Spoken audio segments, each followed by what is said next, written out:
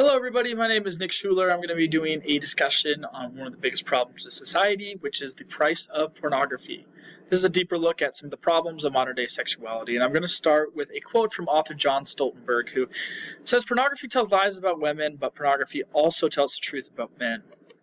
So what is the full definition of pornography? Well, it's a representation of sexual behavior that's intended to cause arousal. And this can be anything from film or digital images and pictures, which we usually associate porn with today, but it can be, verbal, right? You have phone sex. There's a difference between erotica and pornography. It's based off of cultural norms. For example, like 50 Shades of Grey is very popular erotica, but it's not necessarily porn, whereas porn is very taboo. Usually erotica is written. And the word pornography comes from Greek. Basically, it means the depiction of a prostitute's life. I'm going to start with some statistics that show just how intrinsic porn is in our culture. So Webroot, they are an internet data analysis company. They find that 40 million Americans regularly visit porn sites. 35% of all internet downloads are related to pornography. Every second, 28,258 people are watching porn. And in the workplace, 37 million Americans watch porn, which leads to a $16.9 billion annual productivity loss. I think there are a lot of problems in society, but the ones that we don't talk about are the worst. And that's where porn falls. So Terry Pratchett said, "The worst thing you can do is nothing," which is why I think silence is the biggest problem with pornography. Victoria Zhang and Tess Frenzel, they were students at Amherst that studied about pornography. And they wrote this great piece in one of their studies where they say that, Netflix, Amazon, Twitter receive less press and less viewership than pornography does. But we're embarrassed to talk about it, right? Something that's very popular. And the reason for this is because there's a really big gap in our sexual education, which leads teens to educate through pornography, which leads again to masturbating to porn, which conditions our bodies to respond to things that we might not want them to. And it all starts with Venus of Willendorf. So this is the oldest known pornographic concept we know of. It's a statue that was used in orgiastic festivals. They would celebrate their sexuality as to increase their fertility. The statue is 28,000 years old. A lot further in time, we see the Kayang petroglyphs. These were discovered in northern China. They're the first pictures of a man with an erect penis. There's a couple of them in there. And these are the first examples of sexually charged art.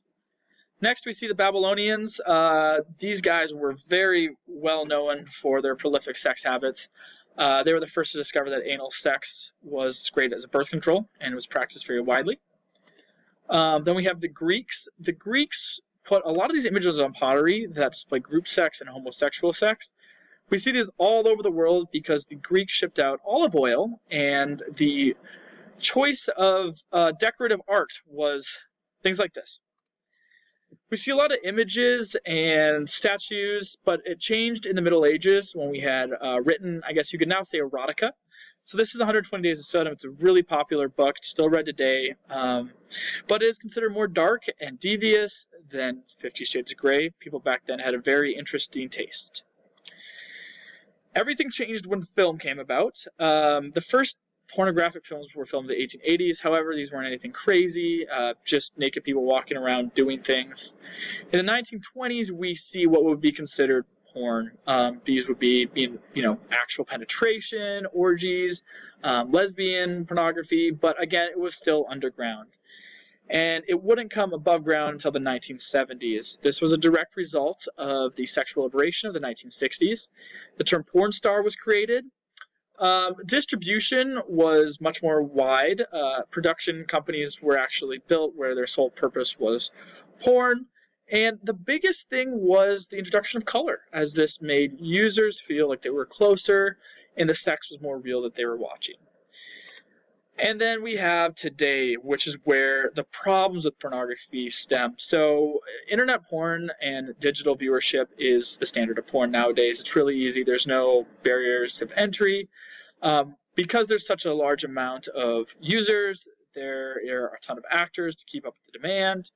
And the big difference between modern day pornography and what we see back then is you used to have to cater your sexual interest to what was available, and now it's the other way around, where pornography production companies tailor their their films towards the user, they make very specific, unique videos. And this turns sexual satisfaction from a luxury to a commodity, which is why we see erectile dysfunction and sexual dissatisfaction rise right about the time that internet pornography came about.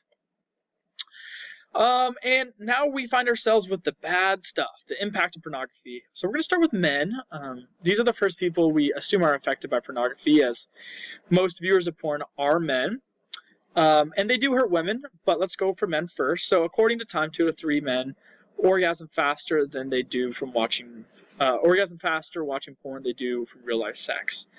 Covenant Eyes, they are a porn rehab center. They find that the average time that men view porn for the first time is 12, which is why we have this crazy, influx where 1 in 5 downloads on the internet is porn related, and this leads to later in life a 56% divorce rate due to men watching porn, right? So of all the divorces, 56% of them are partially due to an excessive porn use. We're going to talk a little bit more about that in the future. But within the psyche, porn leads to depression, negative body image, relationship dissatisfaction, infidelity, and finally divorce. Within marriage, we see that when one spouse is using porn, almost 70% of couples report a decrease in their sex life. In 56% of divorces, as stated earlier, at least one spouse has an obsessive interest in porn. 70% of wives who've discovered their husband's addiction show signs of PTSD, which is probably because 75% of the time porn viewing of one spouse is discovered it's an accident. This brings us to women. So yes, women do watch porn. About 20% of women admit to viewing porn at least once a month. However, that's a far cry from where men are. The most pressing problem with women is how society views them because of porn, right? They become more sexual. And this is beautifully summed up by Peter Kloppness. He's a psychologist who studies porn and helps porn rehab patients. So pornography affects the way that men view women. Their ability to relate to women in a healthy way is compromised. Because much of the pornography online is abusive towards women, men develop a distorted view of sexuality. They acquire an appetite for deviant sexual relationships. Thus, men become callous towards women, trivialize rape as a criminal offense, and have a decreased desire for relational sex. They also have a decreased desire to make a commitment to marriage and have children. They view non-monogamous relationships as normal. Some men are so conditioned to be aroused by porn that they can no longer perform sexually with a real woman. Big problems, but there's worse stuff, which is the illegal stuff. So sex trafficking is hand in hand with porn. We don't know exactly how many women have been sex trafficked, as this is not public knowledge, it's illegal. However, when we find the victims, 49% said pornography was made of them while they're being sold for sex. And Enough is Enough basically states that, look, it's a problem of the producers, right? They're the suppliers. But they're responding to a demand of the amount of violent and fetishized content that is out there, right? People want more of that. And most actors don't want to do that, so they have to find, sex trafficked women in order to keep up with the wants and needs of a growing population base. And then again on society, there's a lot of bad stuff. Usually it's sexually charged, so the sexual liberation was great, but it went too far in my opinion. Women who are exposed to pornography at a young age are more likely to have rape fantasies and sexual fantasies involving, violent forms of sex. Guys in fraternities who view porn are more likely to commit rape if they aren't caught. Those who consume sadomasochistic porn are much less likely to intervene in a situation in which someone else is being raped or violently assaulted. Internationally, porn consumption is significantly associated with increases in verbal and physical aggression. And consumption of porn makes a woman in a relationship twice as likely to be a victim of domestic violence. And finally, boys between the ages of 14 and 19, when in the presence of porn, are more likely to pressure a peer into having unwanted sex. So those are some problems that porn brings. What are some solutions? Well, I think there's two ways we can think about this. There's what the individual can do, and then there's what the government, I guess you could say, do. So I'm going to start off with the governmental or the administrative perspective. I think we need better regulation. This would include age verification. There's not really any age verification process. And I also think we need production origin. This would prevent a lot of sex trafficking. And I think this would be run by a regulatory body. And this regulatory body would impose a tax, right? Kind of like a sin tax with alcohol. It shouldn't be illegal, but I think there should be a disincentive to watch porn, and I think it would create a better job of preventing real world problems. And one of the biggest problems with porn is that it's viewed at a young age. So if you got, let's say, a porn pass, right? This would be like a driver's license. You apply for it, and then you can go to a separate section of the internet in which all these, porn sites are available. There will be a background check if you have, sexually assaulted somebody in the past, or have a sex-related criminal history. You probably shouldn't have a porn pass. On top of that, you can track what users are doing. So if someone's looking at child porn or rapey content, then it's probably best that they talk to them. This is a preventative and predictive measure. There's also what we need to do individually, right? We just need to talk about it. There's a 501c3 Fight the New Drug. This is a really popular porn prevention program. However, it's not very popular to be anti-porn, and I think we need to change that, right? Most people understand that porn is bad for themselves, for their loved ones, and for society. However, we don't do anything about it. So my motivation to speak about porn, I dealt with porn addiction, and I know how it affects me. I've had family members, and I've seen how it affects other family members. And I think there's a really big problem with having an overly sexualized culture. It pushes women down. We see the Me Too movement, right? And it causes anxiety and depression, breaks apart families. And then if anybody has problems with porn, highly recommend reading 5 Steps to Breaking Free from Porn by Joe Dallas.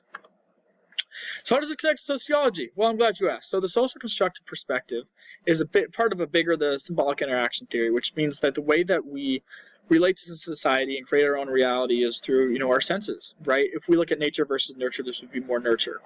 And since most of the interactions men have with women sexually is via porn, well, then that's what they're going to assume is what the right way to do things are, right? They're creating this social construction that this is the way normal people behave, and that's wrong, and that is why society, views sex so trivially, and why women are usually pushed down. And this comes from chapter 12 of the book Sociology, The Essentials. Pornography reflects racism and sexism in society. And then the American Psychological Association says that pornography is responsible for the sexual objectification of people in society, and also creates these impossible beauty standards. Well, I think enough is enough. Now more than ever, women have been coming out saying they've been sexualized in the workplace, and they're seen as nothing more than their bodies. Men seem to be in less relationships. Porn has driven them away from wanting a family, right, or even having real sex. And I'm afraid that people are going to become more attracted to watching people have sex than actually having sex. And we kind of need to stop. We need to stop paying the price of porn. This is not a society I want to live in. This is not a society you should want to live in. And since we can explain porn through the social constructive theory, let's change our reality. Let's have a conversation about it. Let's make it more mainstream to talk about porn. Maybe not even just the bad stuff of porn, but we need to have a conversation about it so, A, teens don't figure out, about sex when they're 12 through porn, and also so that we can understand the negative consequences of it, right? This is, like cigarettes. People would still be smoking cigarettes if nobody talked about it. So we just really need to stop telling lies about women and stop paying the price of pornography. And then here are my works cited pages if anybody wants to do any further research. Thank you.